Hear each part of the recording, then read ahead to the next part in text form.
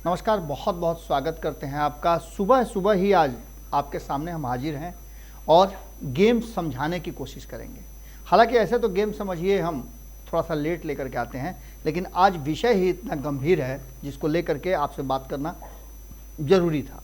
बात यह है कि एक तरफ जहां आप ये खबर सुन रहे होंगे तब तक तैयारी हो चुकी होगी नीतीश कुमार और तेजस्वी यादव की कर्नाटक जाने की, लेकिन इसके साथ साथ बिहार पर क्या असर पड़ने वाला है, बिहार में 2024 के चुनाव को लेकर के किस तरह का ताना बाना बुना जा रहा है।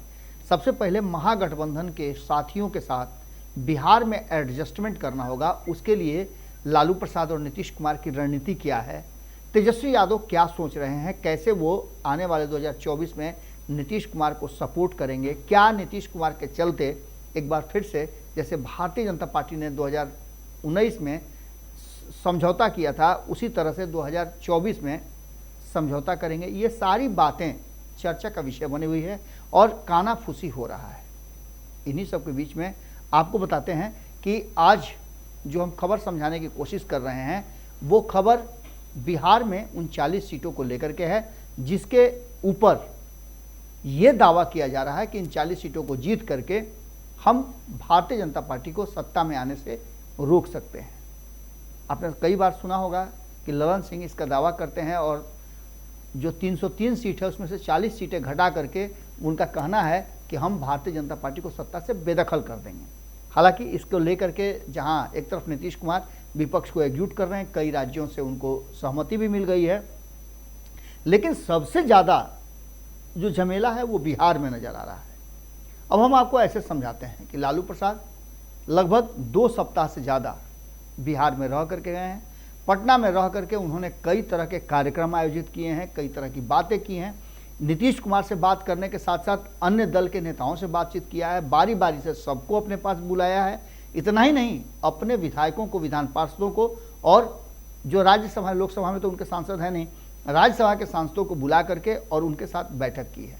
बड़े जो उनके पार्टी के पुराने नेता हैं, कार्यकर्ता हैं, जो उनके करीब हैं, उनके टीम का हिस्सा पहले से रहे हैं, जो उनके टीम के पदाधिकारी हैं, उन सारे लोगों को बुला बुला करके बारी बारी से बातचीत किया है और जिस नतीजे पर वो पहुंचे हैं वो नतीजा 2024 में एक बड़ा कहा जा रहा है कि बवंडर खड़ा कर सकता है। हालांकि नीतीश कुमार को यदि प्रधानमंत्री बनना है या विपक्ष को एकजुट करके भारतीय जनता पार्टी को सत्ता से बेदखल करना है तो उन्हें भी बहुत कुछ सेक्रीफाइस करना होगा, लेकिन नीतीश कुमार सेक्रीफाइस करने के लिए तैयार कैसे हो सकते हैं, क्योंकि उन्हें तो केंद्र में एक बड़ी जिम्मेवारी के साथ जाना है। तो ऐसी स्थिति में हालांकि वो इनकार कर रहे हैं, लेकिन आप समझ सकते हैं कि नीतीश कुमार अब बिहार से मोह माया भंग करना चाहते हैं। कई बार उन्होंने कहा है कि वो अब यहाँ तक कि 2020 के चुनाव में उन्होंने कहा था कि वो अंतिम बार आपसे वोट मांगने आए हैं। 2025 तक के लिए उन्होंने अपने आप को मुख्यमंत्री रखा है, उसके बाद कहा है कि इन लोगों को आगे बढ़ाना है। तो इन सारी बातों को लेकर के जो 40 सीटों का तिलिस्म है वो अगर लालू प्रसाद के नज़र से देखा जाए तो लालू प्रसाद ने लगभग उन चीज़ों को अपने हिसाब से फाइनल कर लिया है और फार्मूला सेट कर लिया है। ये फार्मूला कैसे होगा? तो 7 दलों का ये महागठबंधन जो बिहार में अभी तत्काल में चल रहा है, उसमें वर्तमान जो परिस्थिति है उसमें से 40 सीटों में से 17 सीटें महागठबंधन के पास हैं, 17 सीटें भारतीय जनता पार्टी के पास है और 6 सीटें लोक जनशक्ति पार्टी के पास है। तो उन 6 सीटों को भी आप जोड़ के देख सकते हैं दूसरे खेमे में। अब 16 सीटों में से क्या जनता दल यूनाइटेड को 16 सीटें मिलेंगी? जो उनकी अपनी सीटें हैं वो मिलेंगी? 2019 में तो ऐसा नहीं हुआ था। 2019 में भारतीय जनता पार्टी ने गठबंधन को आगे बढ़ाने के लिए और नीतीश कुमार के साथ चुनाव लड़ने के लिए अपना कुर्बानी दिया था। 5 सांसदों की कुर्बानी हुई थी, जिसमें से कई को कहां कहां एडजस्ट किया गया वो भी आप जानते हैं, कई अभी भी वेट कर रहे हैं। इन सारी चीज़ों को लेकर के जो 40 सीट का तिलिस्म है उसमें से 16 सीटें जदयू के पास और 1 सीट कांग्रेस के पास है। राष्ट्रीय जनता दल और वाम दलों के पास एक भी सीट नहीं है। 2024 में वो भी चाहते हैं कि केंद्र में उनकी भी सहभागिता हो और ये महागठबंधन के साथ जुड़ करके जो वोट का आंकड़ा नजर आ रहा है 60% का, उसके दम पर दिल्ली पहुंचने की तैयारी है। अब जो लालू प्रसाद का सीट शेयरिंग का फॉर्मूला है, उसमें लालू प्रसाद को कम से कम 18 से 20 सीटें चाहिए। अगर उनको 18 से 20 सीटें चाहिए तो आप मान के चलिए कि आधा सीटें उन्हें चाहिए, आधा में 16 सीटें इनको चाहिए, तो 20 और 16 36 सीटें हो जाती हैं। और इन 36 सीटों के बाद मात्र 4 सीट बचती है। क्या 4 सीट में हिंदुस्तानी आवाम पार्टी, कांग्रेस और लेफ्ट को समझाया और उन्हें मनाया जा सकता है? संभव नहीं लगता है। तो इन सारी बातों को लेकर के जो डिमांड है, उस डिमांड के हिसाब से अगर देखा जाए तो लगभग 18 सीटें डिमांड में हैं जदयू के। तो वहीं 18 से 20 सीटें हमने आपको बताया कि राष्ट्रीय जनता दल चाहती है। कांग्रेस को कम से कम 10 से 12 सीटें चाहिए, क्योंकि कांग्रेस को अंततः जो वो कुर्बानी देने जा रही है, उस कुर्बानी का हिसाब भी चाहिए और उसे केंद्र में एक मजबूत शक्ति के रूप में राष्ट्रीय पार्टी है, तो ऐसी स्थिति में उसे सीट भी चाहिए। 2019 में भी इसी तरह से उनके समझौते हुए थे। अब आगे अगर बात करें तो हिंदुस्तानी आवाम पार्टी को 3 से 5 सीटें चाहिए। 3 सीट तो उनको 2019 में मिला था, अब नीतीश कुमार के साथ हैं तो उनको 5 सीट चाहिए। हिंदुस्तानी आवाम पार्टी के प्रवक्ता श्याम सुंदर शरण से हमारी बातचीत हुई थी। उन्होंने कहा कि वो अपेक्षा रखते हैं नीतीश कुमार से कि वो आने वाले 2024 के चुनाव में उन्हें 5 सीटें देंगे। तो वहीं अगर बात करें लेफ्ट की, तो लेफ्ट कम से कम 8 सीटों का मंसूबा बना करके रखा है। अब ये संभव कैसे है? सीट तो 40 ही है, ये इलास्टिक तो है नहीं, कैसे लंबा कर दिया जाएगा?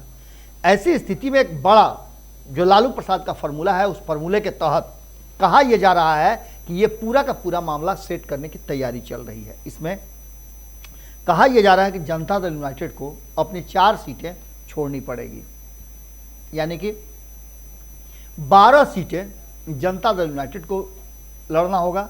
और इसके लिए लालू प्रसाद का फॉर्मूला यह है कि जो आंकड़े विधानसभा में है उसके हिसाब से भी 12 सीटें बहुत होती हैं जदयू के लिए।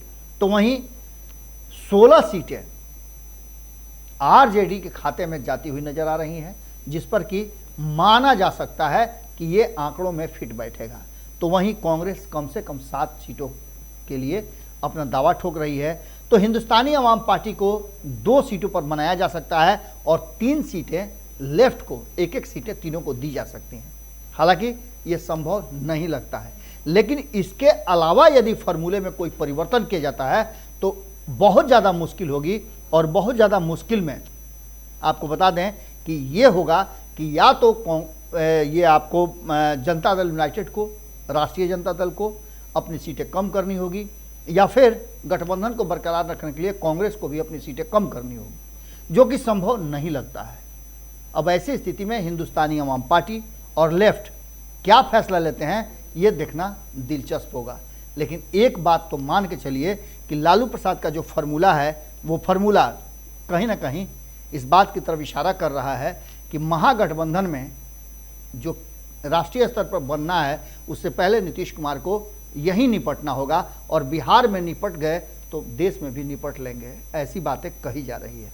अब देखना दिलचस्प होगा कि कौन कैसे समेटता है। इसमें आपको बता दें कि जो अब तक 16 सीटें जनता दल यूनाइटेड के पास है, उसमें से हमने आपको पहले ही बताया था कुछ सीटों के बारे में। अब ऐसी 8 सीटें हैं जिस पर नज़र कांग्रेस की, हिंदुस्तानी आवाम पार्टी की और राष्ट्रीय जनता दल की है। इन 16 सीटों पर अभी दावा जो वर्तमान में है वो है जदयू का, यानी भारतीय जनता पार्टी के खिलाफ चुनाव लड़ने के लिए जो सीटें मिलेंगी वो हैं, लेकिन जनता दल यूनाइटेड के पास जो सीटें हैं उसमें से करीब 8 से 9 सीटें ऐसी हैं जिसको लेकर के आरजेडी, कांग्रेस और हिंदुस्तानी आवाम पार्टी अपना दावा ठोक रही है।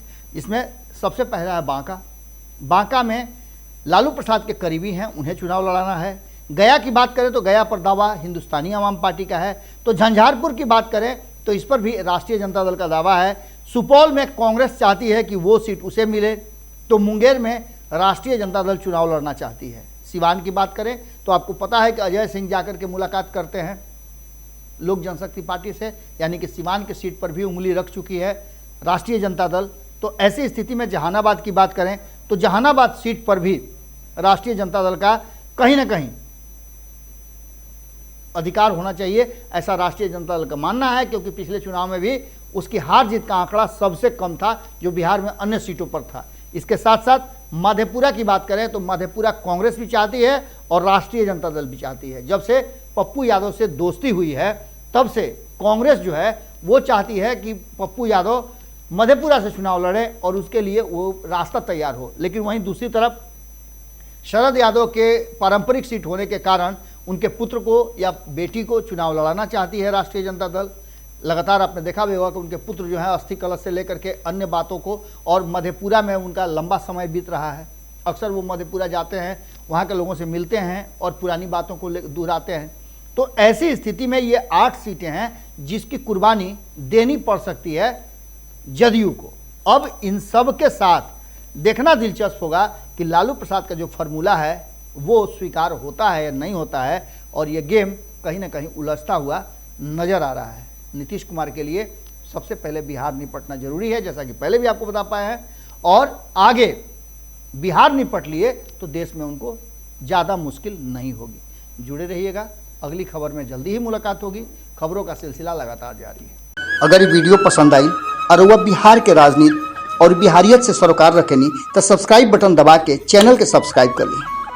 ओजे एगो घंटी बा, ओकरा बटन दबा देला से कुल सटीक और मारक खबर रुआ मुफ्त में मिल जाई।